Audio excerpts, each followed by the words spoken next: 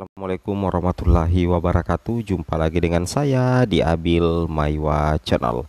Jadi teman-teman, channel ini adalah merupakan channel pendidikan tempat kita berbagi tentang aplikasi pendidikan Microsoft Office serta tips dan triks komputer. Jadi pada video kali ini teman-teman ya, kembali lagi admin akan mencoba mengupdate ya informasi terbaru seputar perkembangan P3K Guru formasi tahun 2023. Jadi teman-teman ya, di sini ada informasi terkini ya teman-teman. Untuk P1 tidak dites lagi, kemudian P2 P3 bersiap teman-teman ya, bersiap.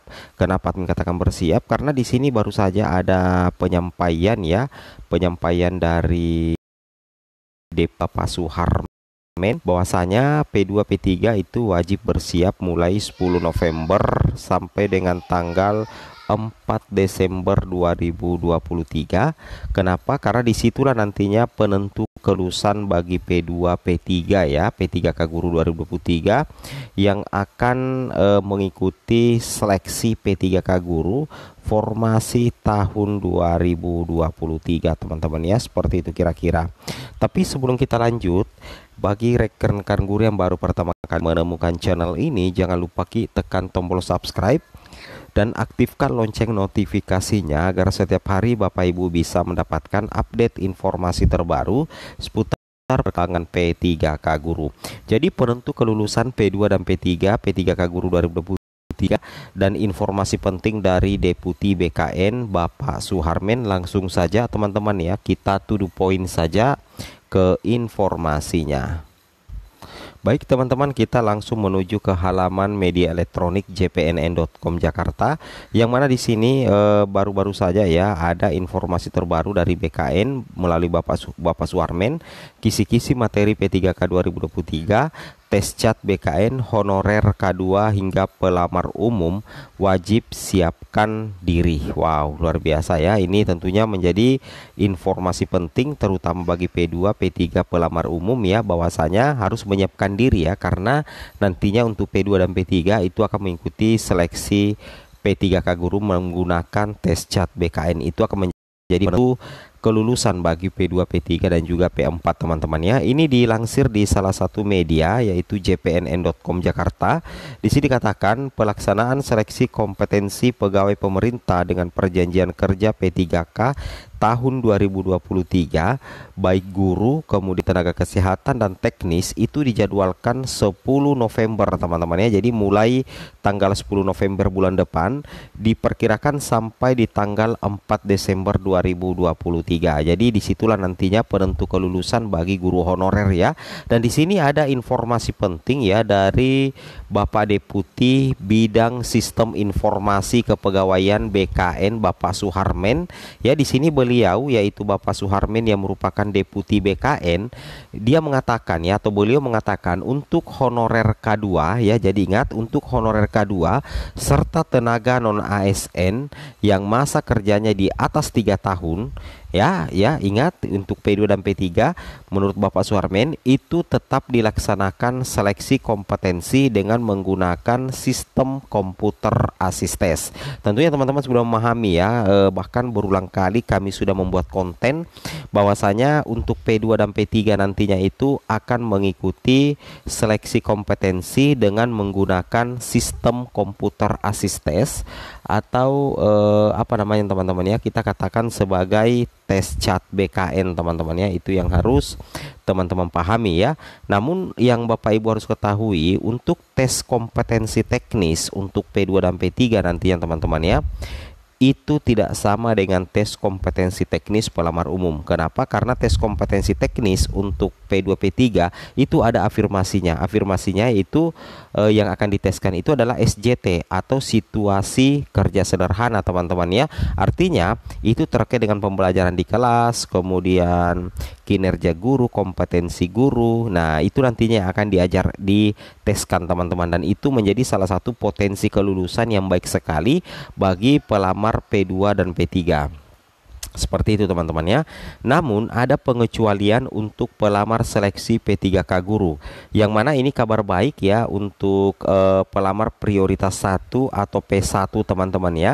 Nah, jadi kalau P1 itu yaitu guru honorer yang lulus passing grade ya, P3K guru 2021 tetapi belum mendapatkan nantinya itu tidak dites lagi. Ya, ini langsung dikatakan oleh Bapak Suharmen bahwasanya untuk P1 atau guru yang sudah lulus passing grade di tahun 2021 itu nantinya tidak dites lagi. Jadi tinggal menunggu penempatan. Ketika misalkan ada formasinya yang diusulkan oleh Pemda, maka guru P1 ini langsung diangkat teman-teman ya menjadi ASN P3K guru formasi tahun 2023. Berbeda dengan P1, kalau P2 dan P3 itu potensinya besar juga tapi tetap harus melalui mekanisme tes CAT BKN teman-teman ya, seperti itu kira-kira ya. Oke. Jadi intinya di sini teman-teman ya dikatakan ya jadi yang tanpa tes itu hanya P1 teman-teman ya. Ingat, jadi yang tanpa tes itu hanya P1 untuk P3K guru.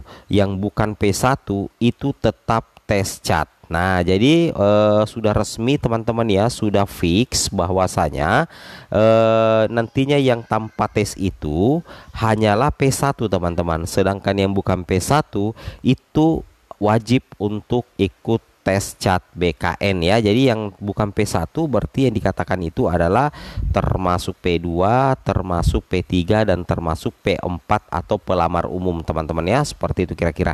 Ini langsung dikatakan oleh Deputi Suharmen langsung kepada jpnn.com ya, seperti itu kira-kira. Lebih lanjut dikatakan untuk P1 pada P3K guru itu tinggal penempatan teman-teman, tergantung apakah ada formasi atau tidak. Jadi kabar baiknya untuk P1 nanti di P3K guru 2023 itu tinggal penempatan teman-teman. Jadi kunci utama bagi P1 untuk menjadi ASN karena tidak dites lagi tinggal penempatan itu adalah tergantung teman-teman ya, tergantung apakah ada formasinya atau tidak, seperti itu ya. Jadi meskipun Bapak Ibu adalah P1 tapi ternyata Pemda tidak mengusulkan formasi, ya jelas P1 itu tidak bisa lulus teman-teman ya, tidak bisa lulus menjadi ASN P3K guru tahun 2023, seperti itu ya. Jadi intinya untuk P1 karena tinggal menunggu penempatan, jadi itu tergantung ya apakah Pemdanya mengajukan formasi yang sesuai dengan ijazah P1 sesuai dengan serdik P1 atau tidak. Jadi logikanya seperti itu teman-teman ya. Untuk P1 itu tergantung formasinya apakah ada atau tidak teman-teman ya. Sementara honorer K2 dan honorer dengan masa kerja di atas 3 tahun baik P3K guru, nakes maupun teknis seleksi menggunakan CAT BKN. Karena mereka merupakan pelamar pada kebutuhan khusus, maka penentuan kelulusannya berdasarkan ranking. Nah, jadi bagi P2 P3 karena termasuk pelamar kebutuhan khusus, maka penentuan kelulusan itu berdasarkan ranking.